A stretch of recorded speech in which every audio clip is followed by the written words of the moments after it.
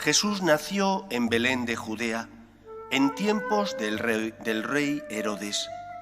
Entonces unos magos de Oriente se presentaron en Jerusalén preguntando: ¿Dónde está el rey de los judíos que ha nacido?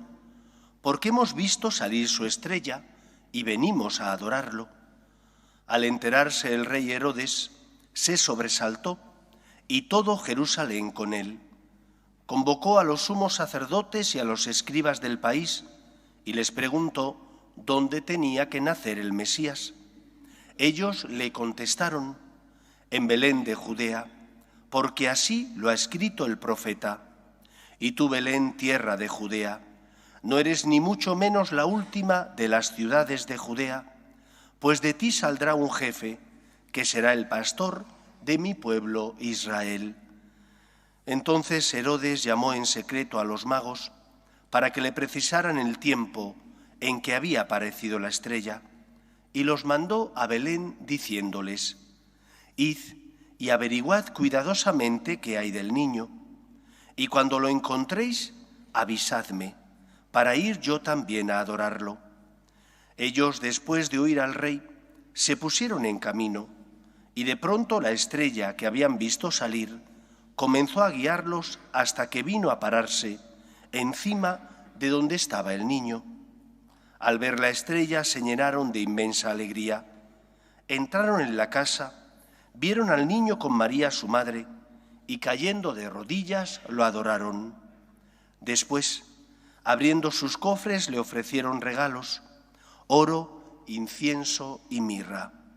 Y habiendo recibido en sueños un oráculo para que no volvieran a Herodes, se marcharon a su tierra por otro camino.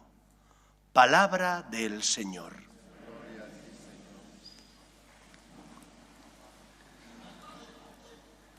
La presencia de los magos de Oriente ha suscitado siempre muchas discusiones entre los escrituristas, entre los expertos de la Sagrada Escritura. ¿Por qué razón los magos de Oriente acuden al nacimiento de Cristo? ¿Cómo se entiende que unas personas que no eran judíos ni vivían en Israel, simplemente por el mero hecho de ver salir a una estrella, abandonaran toda la seguridad de sus palacios, sus casas, y se marcharan para ver al Salvador del mundo?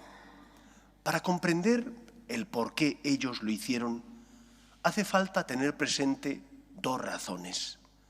La primera es más bien cultural y la segunda espiritual.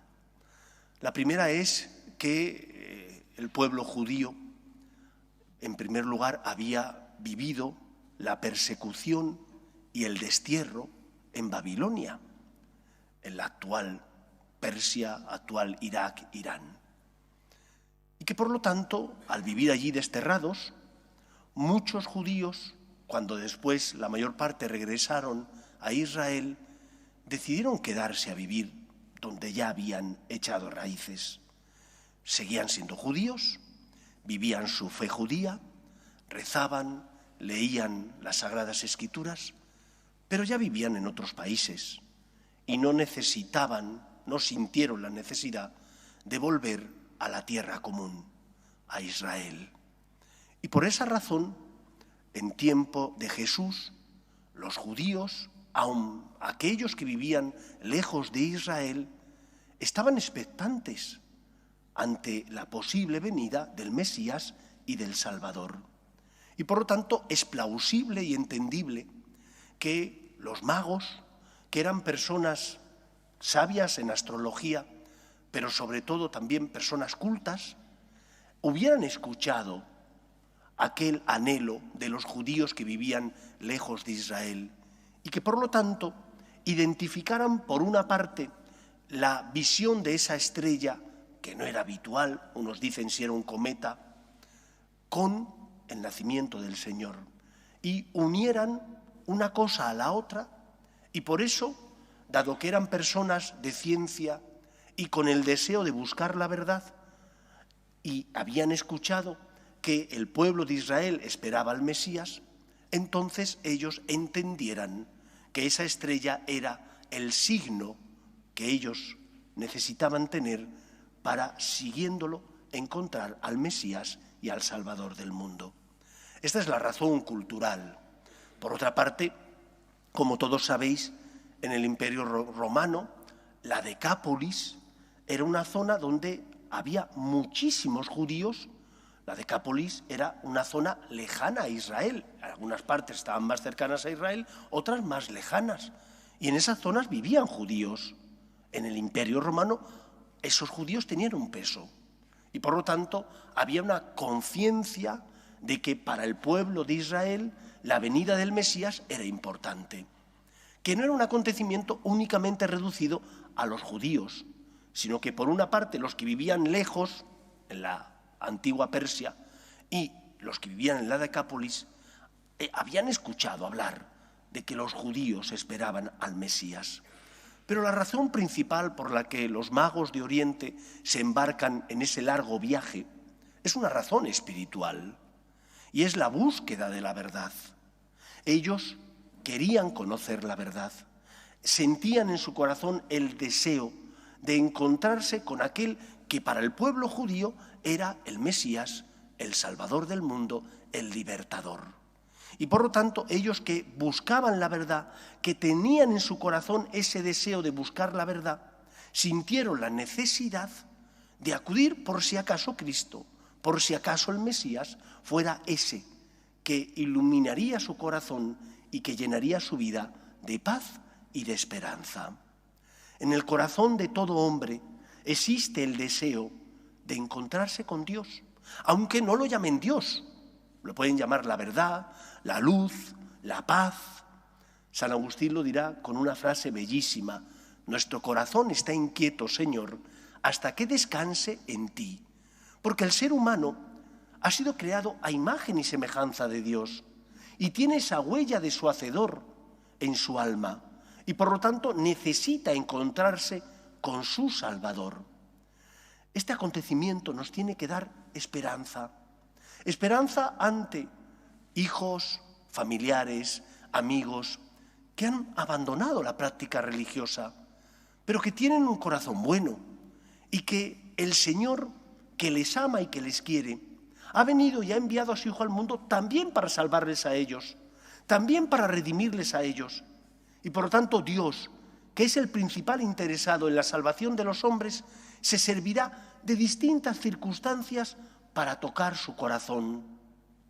Tú haz lo que esté en tu mano, reza por ellos, da ejemplo y testimonio, predica, como decía San Pablo, a tiempo y a destiempo, es decir, sírvete de los dones que tienes para intentar ayudar a que Cristo les toque el corazón, pero no vivas su falta de fe o de práctica religiosa con desesperanza.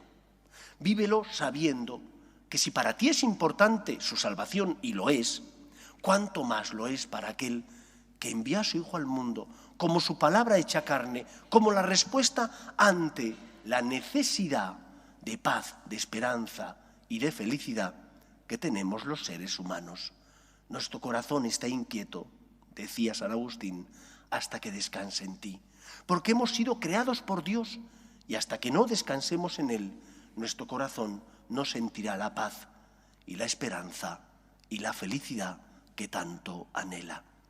En segundo lugar, creo que la actitud de los magos de Oriente viene a tocar nuestro corazón y a decirnos: ¿de verdad tú estás viviendo tu fe como los magos de Oriente la vivían?